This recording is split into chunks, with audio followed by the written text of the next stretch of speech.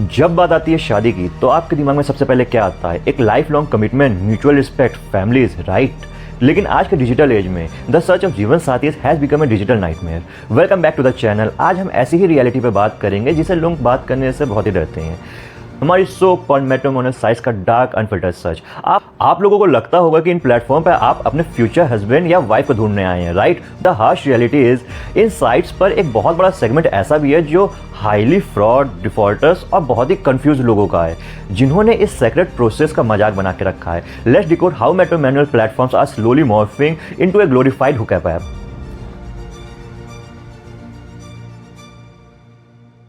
Let's talk about the biggest paradigm shift. जो platform एक deep meaningful vetting process के लिए डिजाइन किया गया था, they are now suffering from an extreme identity crisis. लोग इन ऐप पर वैसे ही स्वाइप कर रहे हैं जैसे वो टिंडर या बम्बल पे करते हैं। The intent has shift from finding partner to let's see what out there. आप सीरियस हो, आप अपने टाइम को इन्वेस्ट कर रहे हो, but the person out there वो मैट्रिमोनियल साइट्स को कैजुअल डेटिंग और हुकअप ऐप या हुकअप प्लेटफॉर्म की तरह ट्रीट कर रहा है।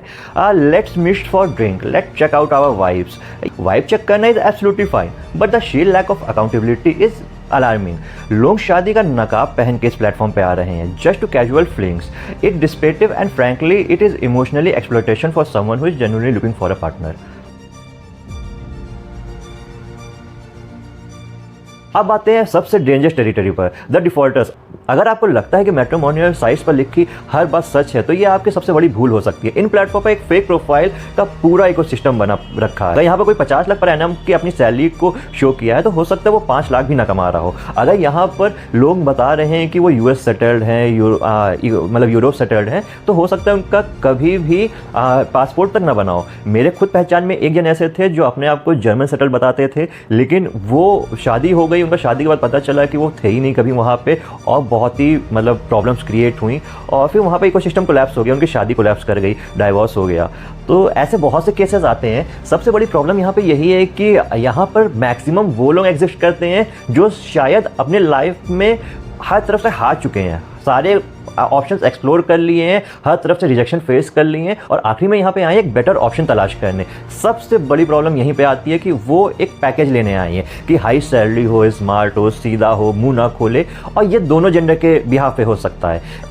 अगर आप शादी को एक इमोशनल वैल्यूज़ के साथ लिंक ही नहीं कर पा रहे हो, एक इमोशनल वैल्यू क्रिएट ही नहीं कर पा रहे हो, तो शादी कभी भी आपके लिए फुलफिल नहीं हो पाएगी, हैप्पीनेस नहीं क्रिएट कर पाएगी और बहुत लॉन्ग टर्म के लिए नहीं चल पाएगी। इसीलिए आज के टाइम पे डाइवोर्स रेट इंडिया में बढ़ते जा रहे हैं, क्योंकि ये एक बिजनेस डील की तरह हो गया है और यहाँ पर हमेशा एक आदमी बहुत ही ज़्यादा वीक होगा और एक आदमी बहुत ही ज़्यादा स्ट्रांग होगा। यहाँ पर शादी बैलेंस कर ही नहीं पा रही है। शादी का मतलब ही है कि दोनों पार्टनर्स का इक्वली बैलेंस होना और एक साथ एक पार्टनरशिप की तरह करना। बहुत एग्जांपल में ये भी देखा गया कि दो पार्टनर्स में से एक पार्टनर एकदम एक्सप्लॉइट कर देता है अपने पार्टनर को, उसके इमोशनल वैल्यू, उसकी फैमिली, उसके फाइनेंसेस, सब कुछ खत्म कर देता है सिर्फ अपनी रिक्वायरमेंट फुलफिल करने के लिए। और जिन्हें फ्रॉड नहीं करना है वो एक दूसरे एक्सट्रीम पर हैं, द क्रॉनिकली कंफ्यूज्ड सोल।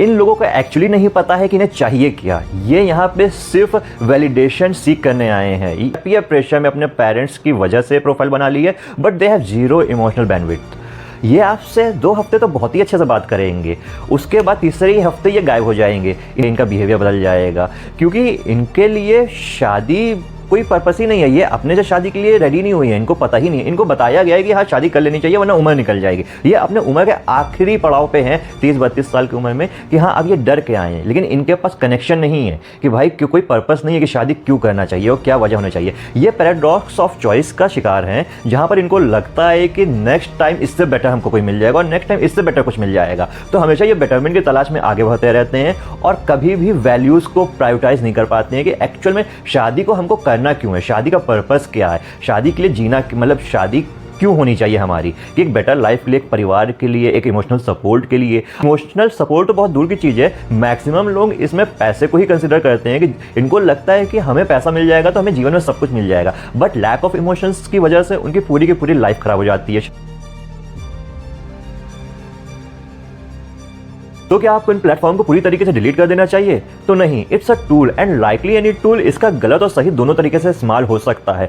आपको ये ध्यान रखना है कि अपने पार्टनर की तलाश में तो आप बहुत अलर्ट हो। जस्ट लाइक अ टूल, यहाँ पर ऐसा नहीं है कि आपको सब कुछ सही ही मिलेगा या आपके साथ सब कुछ सही ही होगा। यहाँ पे आपके साथ बहुत बुरा हो सकता है, पूरी आपकी लाइफ को इम्पैक्ट कर सकता है। तो इससे बचे कैसे? इससे बचने का तरीका बस यही है कि आपको यहाँ पर कुछ स्ट्रॉन्ग फिल्टर रखने होंगे, बहुत ही स्ट्रॉन्ग फिल्टर। पर वहाँ पर अगर आपके फिल्टर में वो चीज़ें नहीं बैठ रही हैं, वो चीज़ें सही नहीं लग रही हैं, तो आपको पीछे हट जाना चाहिए। किसी के आंसुओं से या किसी की दो अच्छी अच्छी बातों से आपको यहाँ डिसीजन नहीं लेना है कि आपको उससे शादी करनी है या आपको उसके साथ लाइफ लॉन्ग चलना ही है।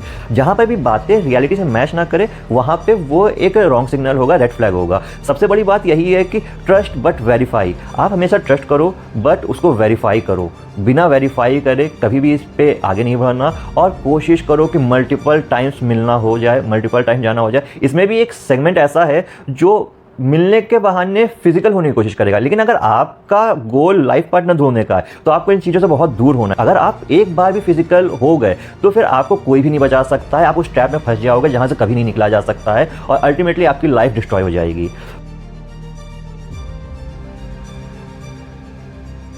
अगर आपका या आपका कोई भी क्लोज फ्रेंड जिसको मैट्रिमोनियल साइट का कोई भी एक्सपीरियंस है या उसके पास ऐसी कोई भी स्टोरीज है या आप ऐसी कोई भी स्टोरीज जानते हो, तो प्लीज़ कमेंट बिलो। अगर आपके नोन में कोई शादी कर रहा हो मैट्रिमोनियल साइट्स पे, तो आप इस वीडियो को उसको फॉरवर्ड करें जिससे कि उसको हेल्प हो सके और वो इस चीज़ों में ना फंसे।